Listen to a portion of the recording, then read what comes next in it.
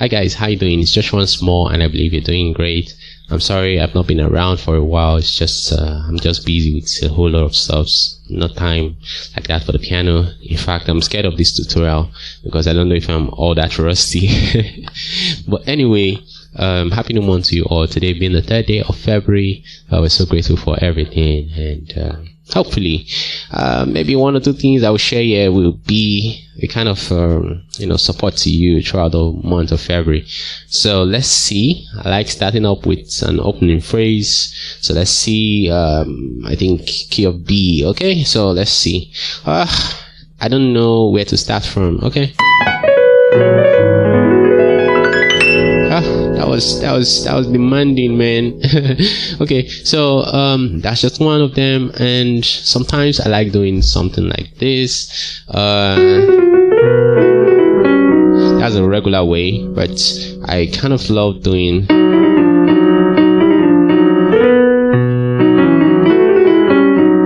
you understand? Things like that, and make sure your clarity is there. Let it be really, really clear. Even though you're using your pedal, you can see I'm using my pedal to do the,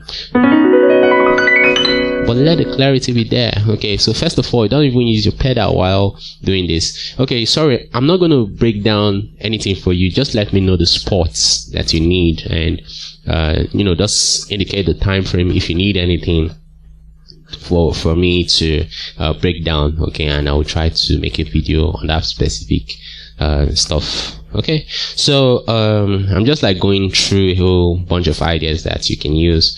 So like I said, if you're making runs, doing runs or arpeggios and all that, first of all, take your leg off that pedal. Make sure you're neat and clean.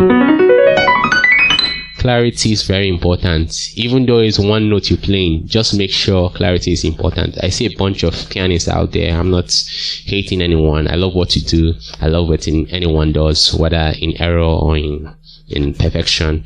Okay, but clarity is something a whole lot of people needs to understand. A whole lot of pianists, young pianists out there need to understand. Clarity is very important. So please take your leg off that pedal. Do that run. Okay, do it and do it and do it. When you get that clean sound, then you can use your pedals to do whatever you want to do. So that's one. And okay, let's see a particular song. Give thanks. So I can throw in ideas on that ending part that keeps revolving. So we give thanks. Simple. We give thanks.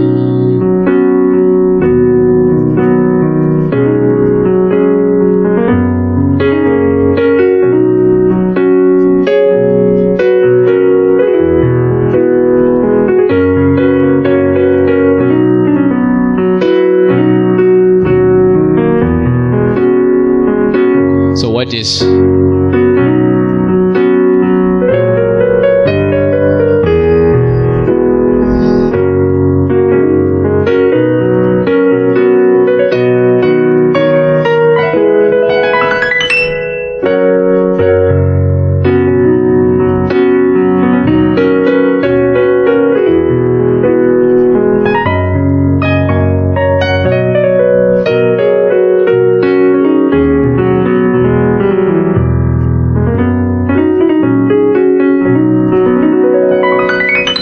so and I played a whole bunch of stuff. Okay, but what I wanted to show you was that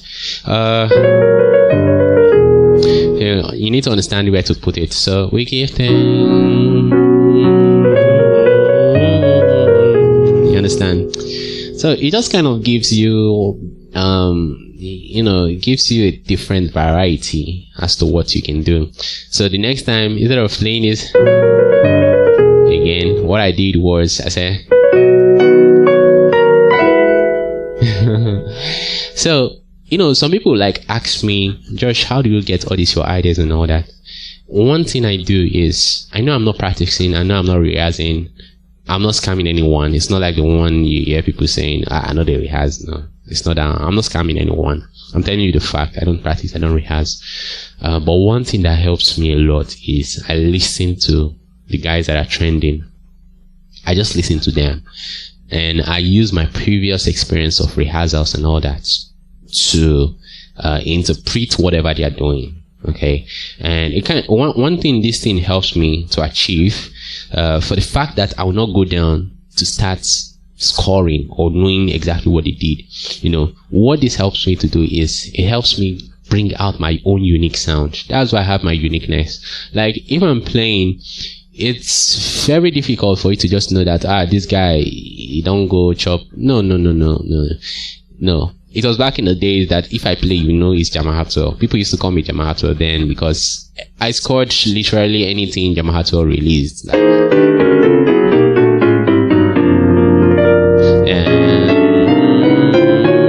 All those things, I scored them. You understand? I did them. There's one particular one. Is it? Do you remember this one?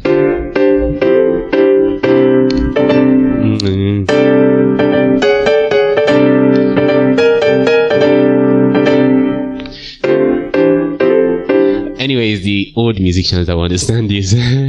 Okay, so that's Yamaha. I scored a whole lot of things from Yamaha, but for the fact that right now I don't score anymore, what this me listening to new musicians, trendy musicians does for me is that the previous rehearsals that I had, the previous vocabulary I had, I kind of try to interpret this new sound that I heard with my previous experience.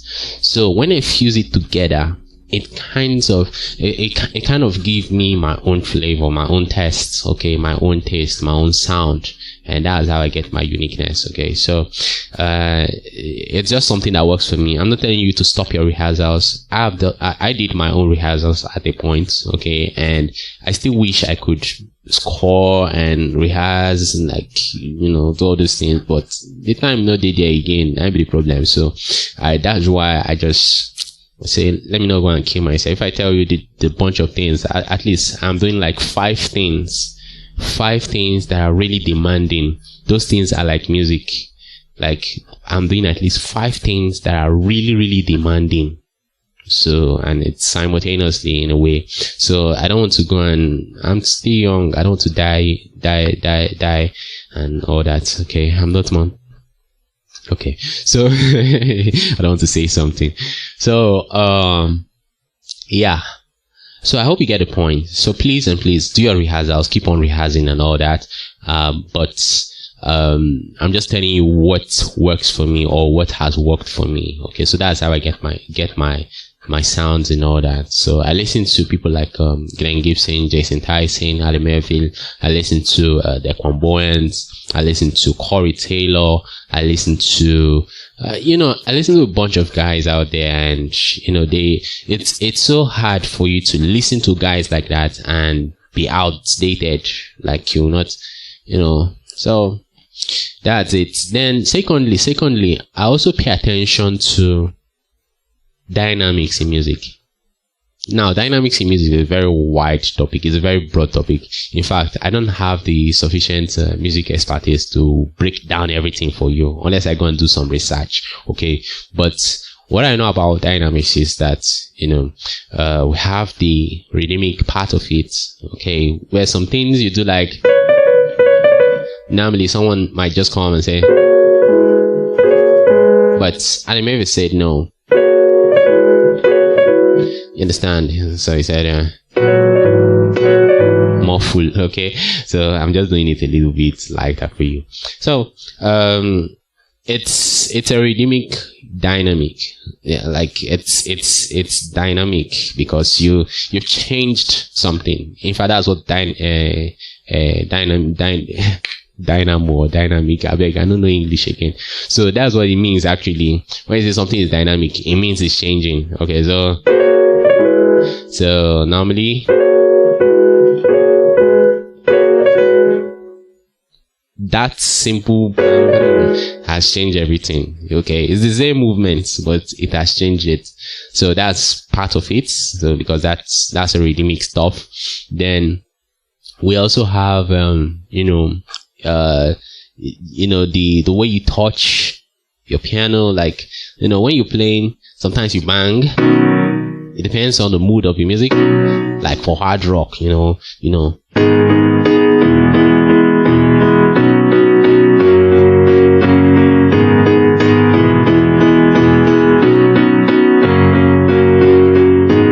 You understand?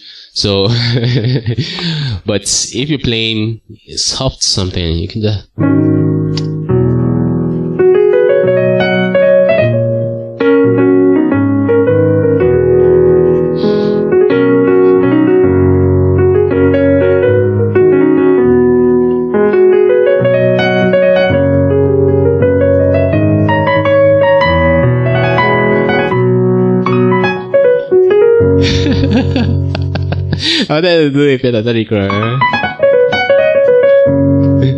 Okay, so like the touch, I'm talking about the touch in this sense. Okay, so that's part of it. Then there are a lot of stuffs. I mean, even sometimes like the music has a climax point, the music has a low point. Like when you start in music, most times you start the music in a very low, but when you going up, you do a whole lot of stuff. So those are dynamics. So I apply dynamics a lot to my music. So it helps me paint a picture, because I believe music is like a visual art. Okay, even though we're hearing, not seeing, so it's a visual art. I believe it's a visual, it's related to visual art rather. So when a visual artist comes in and is painting, doing a painting, little by little people start appreciating the beauty of what he's painting, because it's coming into reality from his own imagination. So you as a musician, you also have your imagination, you have the story you want to tell through the music you're doing. So you have to make sure you paint it well. So apply those dynamics, articulations, accents, and all that. Like you can choose to play a major scale and play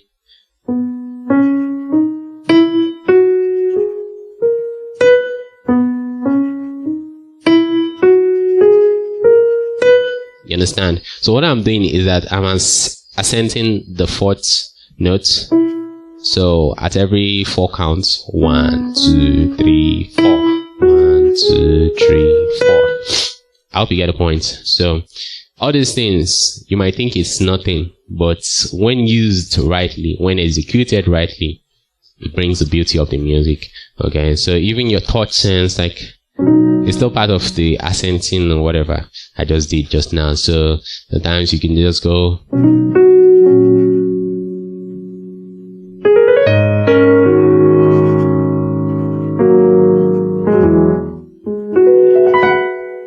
You understand? Things like that. It helps the music. As a matter of fact, there was a time I think that was 2 weeks ago.